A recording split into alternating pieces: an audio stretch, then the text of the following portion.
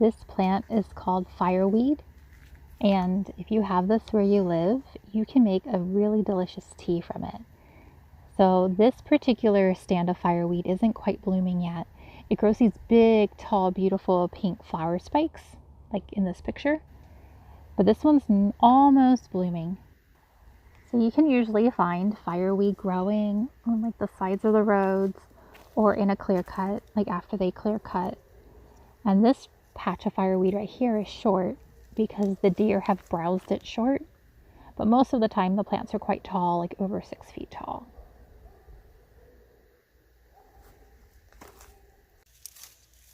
To harvest the leaves, you can actually run your hand down the stem gently and the leaves will come right off. Or you can hand pick each leaf that you want one at a time. And I always pick just a few leaves from each plant, and I try to pick the leaves that are on the bottom and not the ones near the top. And that way the plants can still grow and be healthy and they don't lose that many leaves.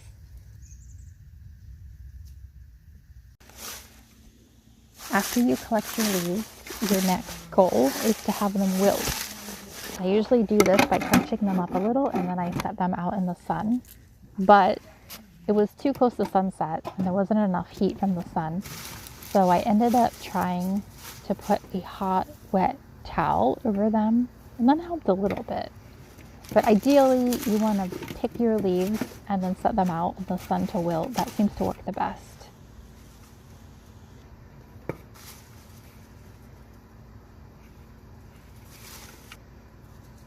Once your leaves have wilted, you want to roll them into balls. If they're not wilted enough, they'll actually crumble. And you can see mine are crumbling a little bit, but they're mostly rolling. And you can roll either one leaf at a time. Sometimes I'll pick like 4 leaves out and roll them together, whatever you have time for.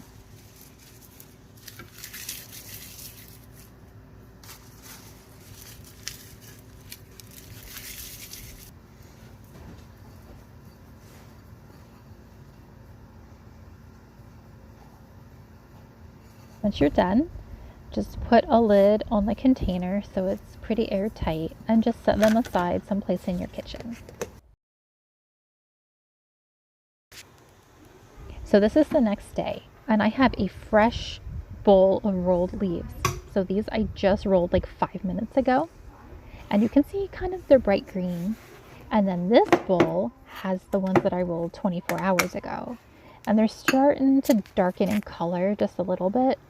And if you compare the smells of them, the one on the left, the new one, smells very green, fresh.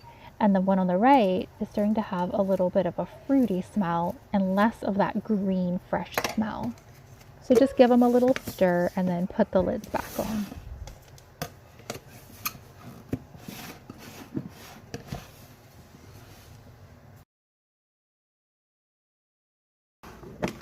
It's been 2 days now, and so I'm going to check both of them. And what I'm looking for is for a smell difference. I want the smell to be very fruity, and it has a really kind of a sweet, nice smell, and not smell too green and fresh.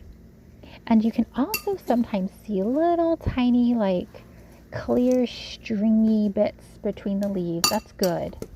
And you do not want to see mold. So I've made a lot of fireweed tea and I can tell that they can go one more day. And I'm just basing that off of the way that they smell and the way that it looks.